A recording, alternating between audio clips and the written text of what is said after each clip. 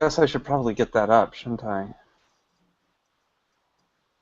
Yeah. Oh, Kris, hey, are you still Hey, playing? Are you still playing with your name title thing in there? I'm not gonna bother because it's not as pretty as yours. So Oh, okay. Well, everybody, take a crayon and write at the bottom of your screen now, Kris Vanderwater, and we'll get rolling. This is the Acquia podcast. In real time, we are basically in the middle of the second week after DrupalCon Amsterdam. I was spreading the good word about Drupal and open source last week at a government event, which I really enjoyed, but we didn't have the chance to do our post-mortem yet. Kris, how was your DrupalCon this time? it was pretty great, actually. Tons of great things going on. Had a really good speaker experience for myself. Got lots of sprinting done. Made lots of really great progress on a whole bunch of things, and saw a lot of really great sessions. So it was fantastic. Wow, that does sound good. Mine was great. I think for me it felt like I got more done, or it was somehow more fulfilling than Austin, and I cannot put my finger on why, but I certainly felt very productive. I met a bunch of people that I had wanted to meet, and I got a bunch of great interviews done that will be coming up on the podcast, and I helped out some of my colleagues from Acquia, so that all it felt really positive to me. Yeah. And the whole atmosphere of the con, with the Drupal 8 Beta 1 coming out, there was a really, really positive energy there. Yeah, I thought so too.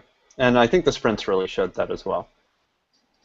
Oh yeah, and for all of you who actually are that sounds silly. Anyway, yeah. So did you catch the podcast I released last week, actually, Kris? I didn't get a chance to yet. I've actually been neck deep in watching more sessions from DrupalCon. So Oh yeah. Well, we'll get to that in a second. Yeah. So my kids actually had a day off from school, so they came to the trivia night and they came to the sprint day, and the incredible mentoring team that we have on at those events took them under their wing. My daughter decided that she wanted to contribute, but she decided walking to the venue, and within about 5 minutes of us getting there, 2 different people had loaned her a laptop, and a whole bunch of great people helped them out all day, and she was working on her Drupal 8 site, and she found an actual bug, so she's a contributor to Drupal 8. She filed that, and my son was working on some CSS with Ruben Tejero. So yeah, it was like a family DrupalCon for me too, and the sprint was amazing, and my kids being there was really cool actually. that's totally awesome.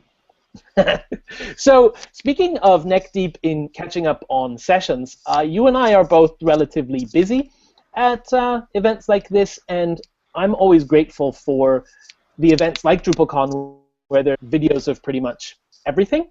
And you and I were talking about going through sort of the top 10 sessions or things that people should catch up on if they haven't seen or heard them yet. Let's jump right into our list, okay? Sounds good. Yeah, so for anyone who's not a friend of getting out of bed early in the morning, every Tuesday at DrupalCon at 8 a.m. for the last 10 DrupalCons, I think.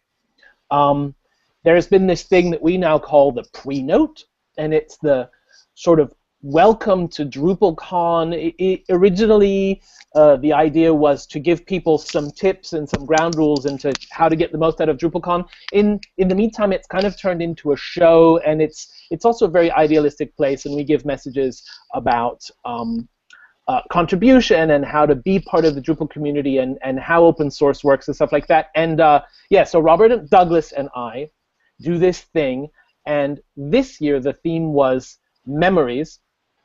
And Rob had a great idea, actually. He kind of, a couple weeks before the con, asked very publicly for people to submit their stories about how DrupalCon changed their life. And in the end, I don't even know how many people we had on stage. It was crazy. I'm going to post the video link in 1 second. But we had, I mean, maybe 20, 24 people on stage, and a bunch of people who'd recorded stories on videos, and it was so moving. We strung a narrative around it, and we had some some jokes and some songs and some shtick like we usually do. But what did you think of all those stories, Kris? And thanks for getting out of bed as well, by the way. I did get out of bed, and I was there. So I've actually been making a point of making sure that I made it to the pre-note for the last few DrupalCons here. But I thought it was really good. And I really liked just kind of the personal touch of it. I mean, you and Robert always have a lot of fun, and I always think it's really great. But like this pre-note, I felt like was kind of set apart from the rest to a certain degree, because I felt like it really tapped into the vibe of the people who were at DrupalCon, and I really liked that aspect of it. One of the things that I thought was really, really interesting about it was just the number of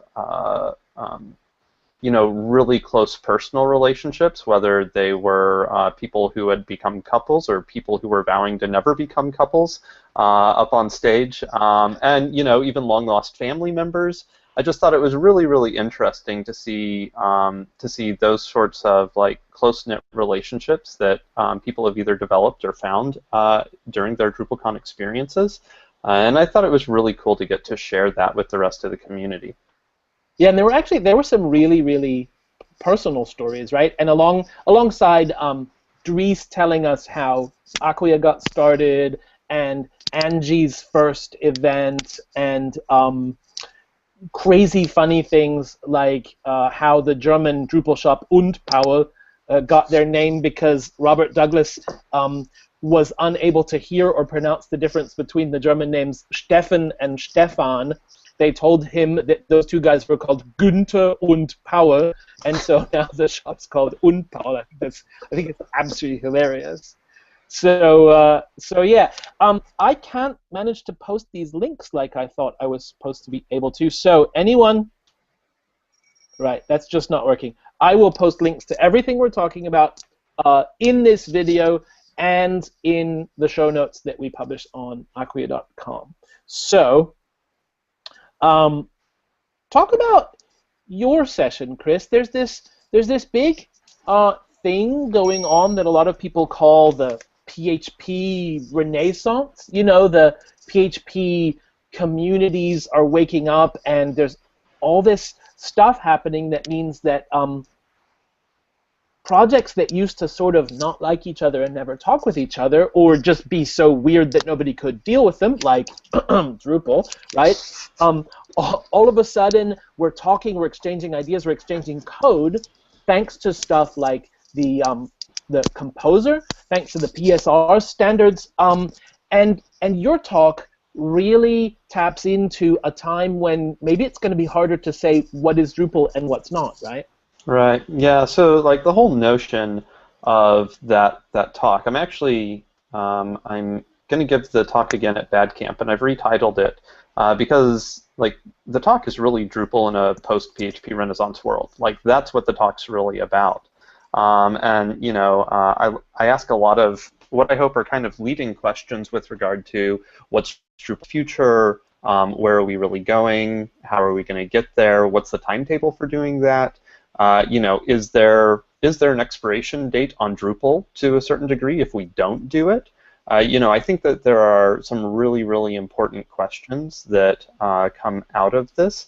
And so, I spent quite a bit of time doing research over the course of, well, basically the entire Drupal 8 cycle, because so much of Drupal 8 has been tapping into a lot of this. And so, to me it was really important to communicate what I was seeing and how I felt things were rapidly changing within the Drupal environment, and just kind of point the way towards what I thought Drupal 9 specifically might look like. I don't think we're likely to reorganize any of the major releases of Drupal 8 going forward into something that matches my description more. But hopefully, when we do a big like super major release going forward, that we can seriously consider this. But the topic was really about like Drupal over the course of the last 14 years has done an awful lot of really cool things, and modules were actually introduced back in the early 3x timeframe. And I went over what that was, what the current standard looks like today, and then I started breaking it down and comparing it to Composer and how they do things, and just really trying to show that, like, for the last 14 years, to a certain degree, we've been ahead of the PHP world in terms of how we allowed people to interact with our system. And now PHP is totally caught up with regard to their namespaces and Composer coming into the world and everything that's happening there, and how if we'll adopt that, we might find ourselves in a world where our modules could be used outside of Drupal. And I think that that's a really, really interesting topic, because it certainly does beg the question, like, what's Drupal at that point? And when do you write a Drupal module, and when do you write a PHP library for everybody, right? Right. Yeah. And I actually stood on stage and said, hey, if you're working in Drupal 8, I think that you should be writing for Drupal 2nd. I think you should write a PHP library that everyone can use, and then, if necessary, write the Drupal module that adapts that code into Drupal. That's a very interesting idea. So, I want to catch your session at Badcamp then. I want to hear the latest version of this. I'll bring my video camera in case they don't have that set up at Badcamp. I don't know if they're taping all the sessions this year or not, but I'll record that, and we'll make sure that we get that online too. I think this touches a tiny bit, and I don't want to go into super detail here because we've got 8 more sessions to talk about, but this also touches on my idea that so I talk with a lot of people, and I get to do a lot of these, have a lot of these conversations with smart people in and around Drupal, and often when I ask what's your favorite thing about Drupal, maybe 2/3 or 75% of people say the community, right? So hands down, the community is the most popular feature of Drupal, and in a world when the boundaries of Drupal are going to become a little bit amorphous, I would like to have our community actively think and act in a way to preserve this group of people who like to do fun, hard stuff together and change the world together, and create or encourage a sense of cohesion that is not tied to the code, but it's tied to these people who are making this code. And I think that that's also a sustainable and exportable culture as well, that maybe we can bring to the broader PHP world somehow. So anyway, that's also sort of going on in my mind while you're talking about the technical side of that. Yeah, well, and I think you're totally right, because, like I said, if PHP is moving in such a direction that as Drupal embraces more and more of what PHP is doing, it really does ask a question like, what is Drupal? Then I think the answer to that question is that Drupal's a community, right? Like, that's what I really honestly think the answer has to become. And, while that doesn't mean that there's not like an agreed upon code base that the Drupal community uses, the primary feature of Drupal actually becomes the community at that point. All right, I'd like to explore that idea some more with you, so we'll keep it in mind. Cool. Moving right along, because we have at least a couple more sessions that are controversial enough to merit actual discussion. So shout out to the Coder versus Themer Smackdown session. This is done by my office mates from Cologne, Adam Duran and Campbell Vertesi. If you haven't seen them do this live, I've seen them do it, and I saw them do it a few months ago, and they're constantly updating it. But the thing is hilarious and very educational, and there's a very, very good set of points to be made around how organizations that produce Drupal websites specifically, how they can work, how they should work, how they shouldn't work. So really, really super briefly, Adam Duran is a great themer, and Campbell Vertesi is a really great coder, and they take a fictitious website project spec. It's very simple, a menu that does this, and a contact block that looks like that, and just a wireframe and some very basic functionality. And they each have 15 minutes to produce a site that matches that spec, but the coder is only allowed to work in the theme layer, and the themer is only allowed to work in actual Drupal code, right? And when I saw them do it, at some point, the only way that Adam could solve a problem was using display none in CSS, and then all the coders in the audience were like, "Boo! You're cheating! Boo!" And everybody got really excited and they were yelling. And by the way, they do it in their martial arts uniform. So this spectacle of Drupal geekiness, just this part is hilarious, and it makes coding really exciting to watch, to be honest. That's funny.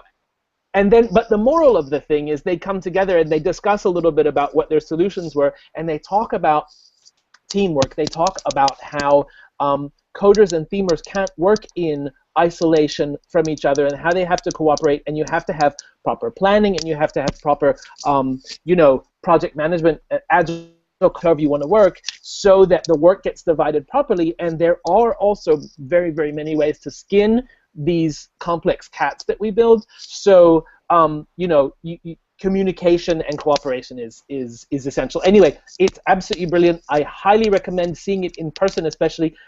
This video only has the screen, not their sort of shtick that they do in person, but it's cool to watch the coding part. So I highly recommend this. Let's jump to Kris. Let's talk about Morten's Twig in D8 session, and don't forget, Eclipse GC, the North never forgets. Right. Well, so I didn't get to attend this session, but I watched it online later because I really, I was there kind of when the whole Twig thing started happening, and I have always really supported this, and I wanted to see, where it was landing today. And so I think this is actually a really interesting counterpoint to the whole coder versus themer conversation, because Morten essentially got up on stage and he showed a number of really significant Drupal 8 improvements and how he could, all by himself, without having to mess with anything that wasn't just straight up Twig, restyle a site however he pleased. And the work that he did there, I thought, was really, really great. But some of the most mind-blowing things that were going on in that particular session were the debugging things that are capable in Twig now. And, yes! Yeah. Wow, that blew my mind! Right, and so, for those of you who haven't seen the session, go watch it. But, the basic punchline to the whole thing is that after Morten turned on the Twig debugging, he could look at the actual output from Drupal, like the HTML output, and for any code anywhere had comment wrappers around it that showed you exactly which Twig file was rendering this and what the various Drupal-supported suggestions were that you could use in order to get greater specificity on that particular component. So, at the end of the day, you could say, okay, well, this piece of HTML is being output by this Twig file. I can go and copy that into my theme. I can name it one of these suggestions to make it more specific if I need, and then I can customize this Twig however I please. And without hacking or removing the upgradability of any other code. Yeah.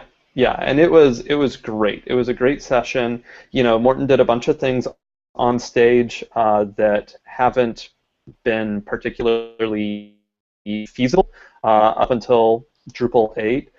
So he did like some menu restyling and things like that were just like much more difficult pre-Drupal 8.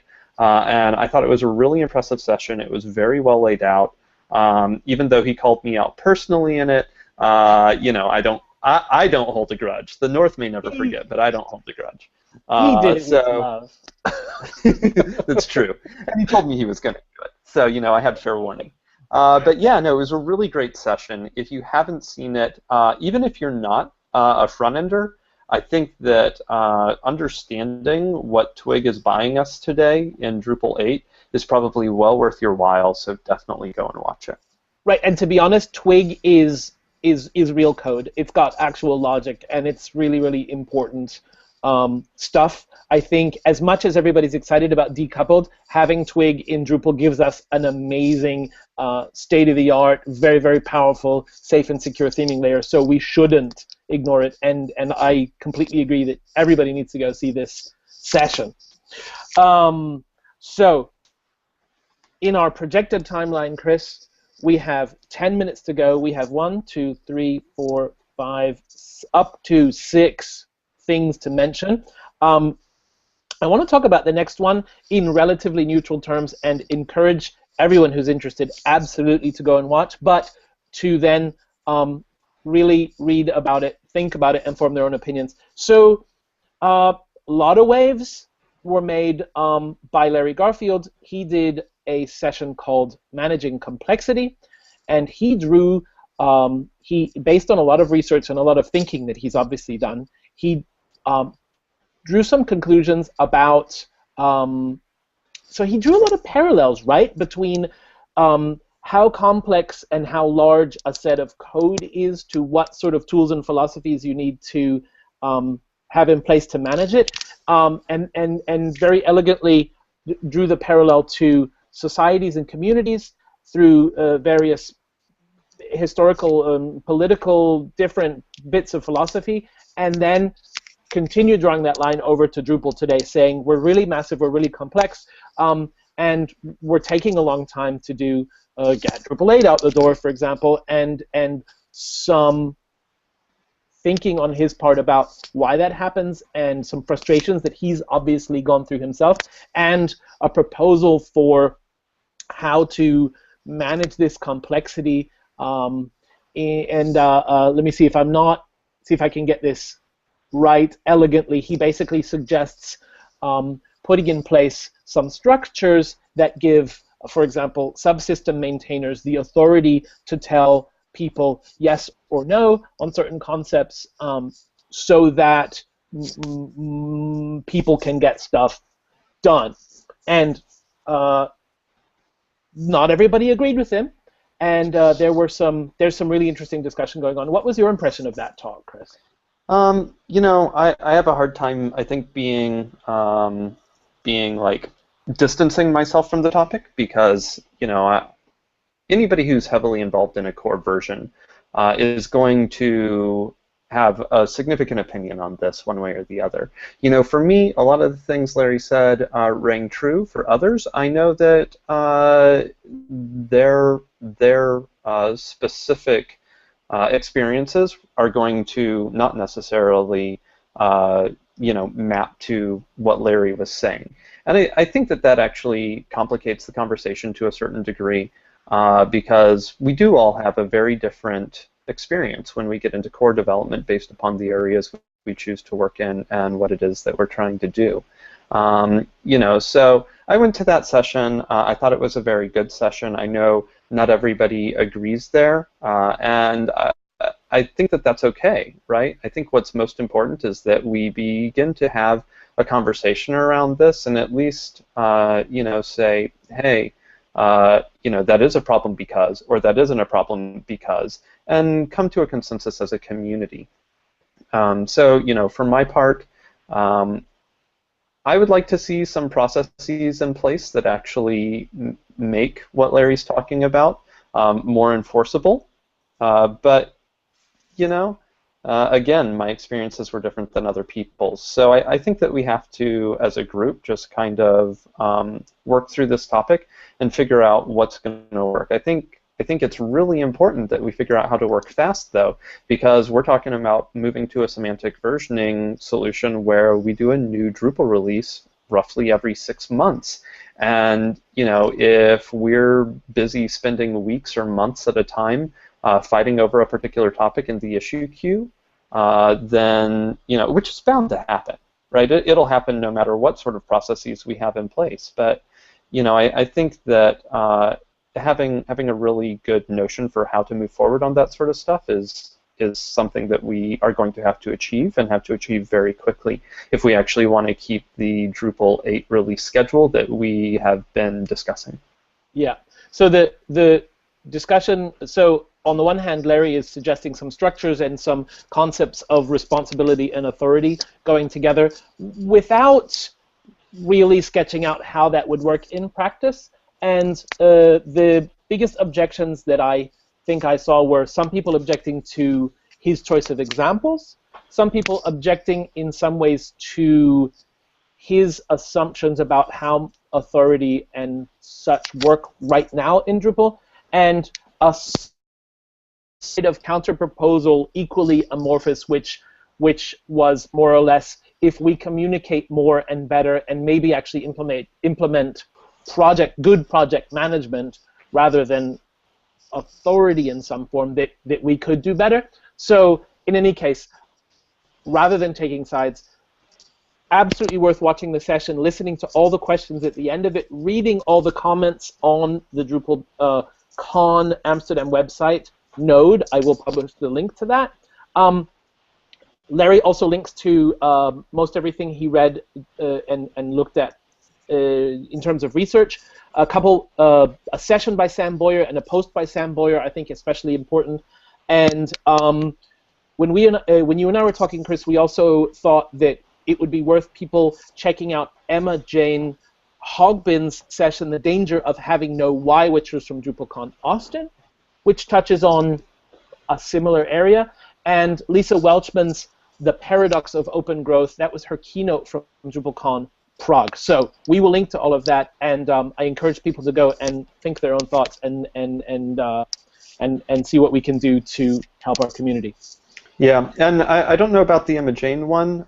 You had that up there. I saw some other people link to that during the broader discussion of this on Twitter.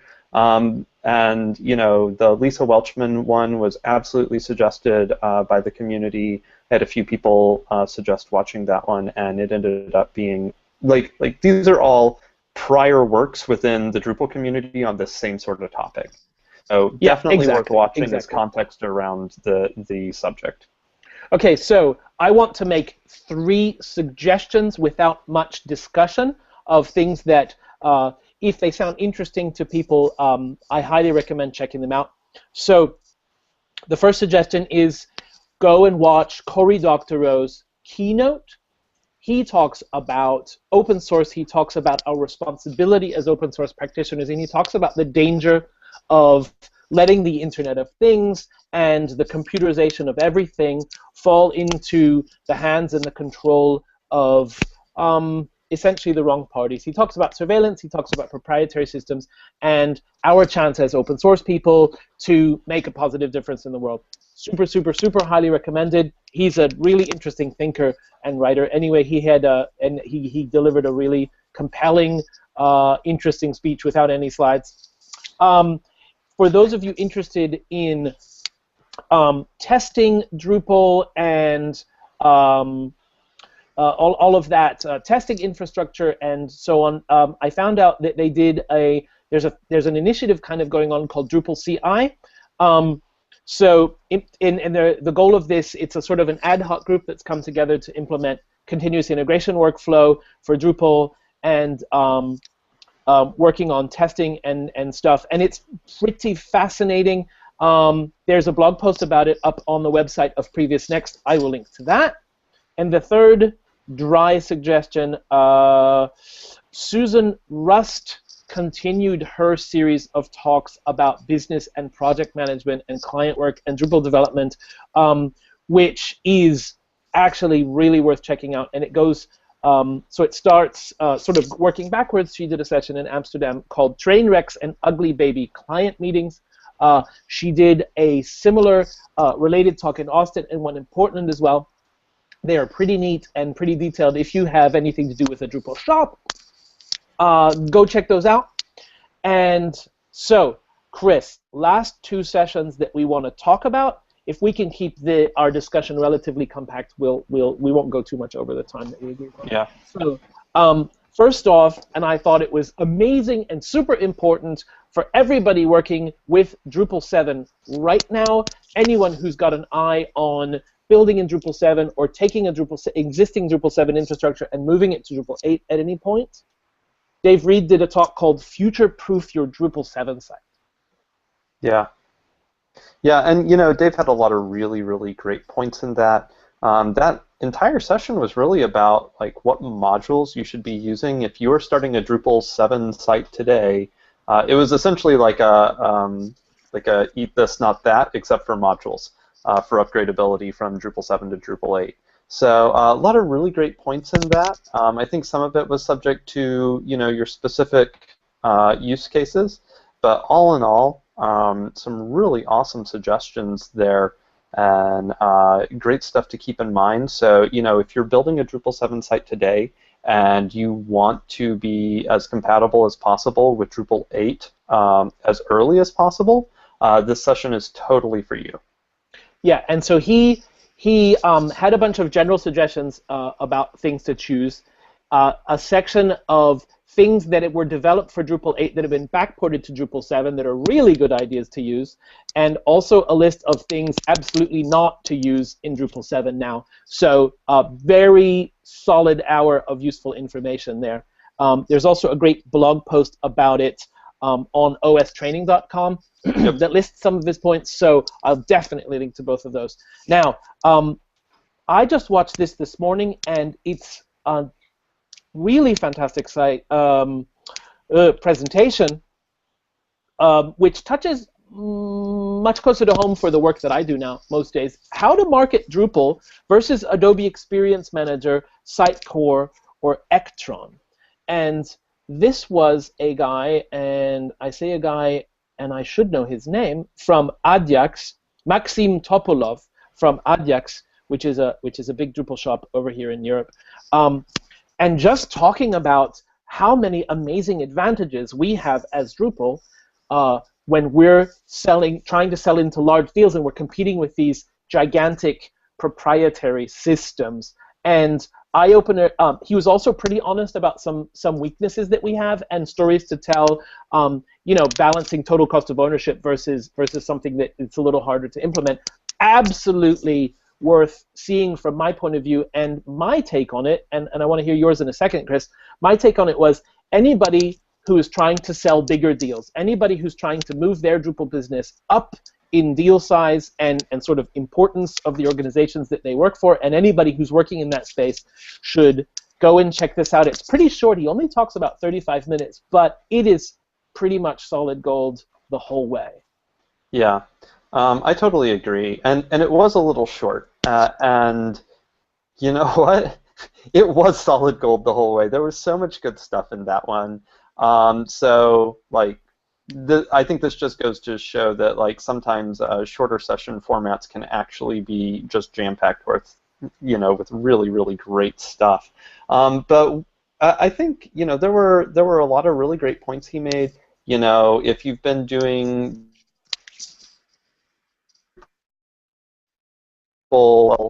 Adobe or Sitecore or some of these others, and he really focuses in on Adobe for the most part, kind of dismisses the others as being, not really relevant at the scale that we're competing these days.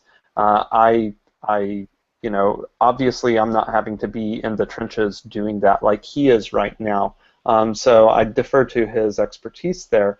But he spends a lot of time talking about, total cost of ownership. Here's what the average license for, Adobe's product is. Here's what the overall, 2-3 year, whatever it was, revenue from that looks like, et cetera, et cetera. And he's just like, it's pretty easy to go in, show that we have an awful lot of features, and then say, all that money that you're going to pay them for a license, why don't you just put it into marketing? And we can either put it into further development on the site and do more things that you wanted to do, or you could keep that money and do other things with it. He had a lot of really, really great points throughout the entire session.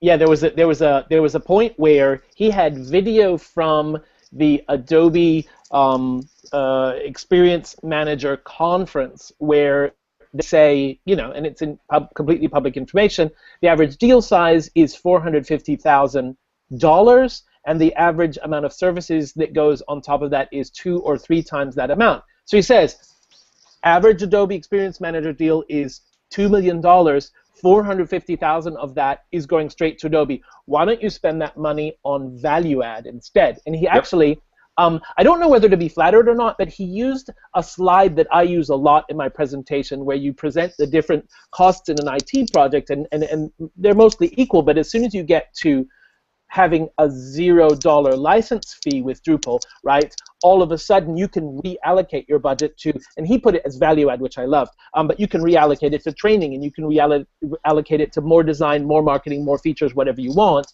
Right. And to be honest, if you're talking about $500,000, that is so much. You can get so much Drupal, right, for $500,000. So, no, it was absolutely stellar, and I think he focused on Adobe. I mean, maybe that is his day-to-day experience, like you said, but Adobe are kind of known as the demo kings. They give really, really slick, really, really beautiful demos, and one of the biggest sort of calls to action that I took out of this session was we need to, as a community, invest in and use more of tools like the Acquia demo framework. And I guess we can close with this. Acquia has a team of people working on this thing called the demo framework, which is a distribution on Drupal.org, and it is Drupal configured to look good, and it's Drupal configured to do a bunch of realistic things and show off a bunch of really nice workflows in a beautiful way. And it's designed with a set of demo paths. There are a couple that come with it, and then you can design your own so that you can give compelling, aesthetically beautiful demos. So check that out. And so, Kris, last words, DrupalCon Amsterdam. You know, it was a really great DrupalCon. I think this DrupalCon was probably historic for a number of reasons. Not the least of which is rolling beta 1 for Drupal 8. So, you know, I think we have a lot of really great stuff to look forward to here in the very, very near future. And, you know, I think everybody's going to get together at Bad Camp and have more words on this. So if you aren't planning to come, it's in the really near future, and you should totally be there. I will be there. I will see you there. But DrupalCon Amsterdam, perhaps also most awesome fact, we smashed, destroyed, crushed. Oh, that's true. The attendance record for a European DrupalCon. We had something like 2,300 people there, which is about 500 more than have ever been at a European DrupalCon before. So I wouldn't want to, you know, speak too soon, but that kind of growth that feels really, really exciting. So yeah, I came out of Amsterdam with just so much positive energy. Yeah, me too. Kris, thanks for getting up so early to talk with me. I will see you in San Francisco very soon. Anyone who's watching this after Bad Camp, come to the next Bad Camp, come to NYC Camp, go to your local Drupal camp, come to a DrupalCon somewhere. Would love to see you there, would love to talk with you there. Kris Vanderwater, thanks again. See you soon. Thanks, Jim.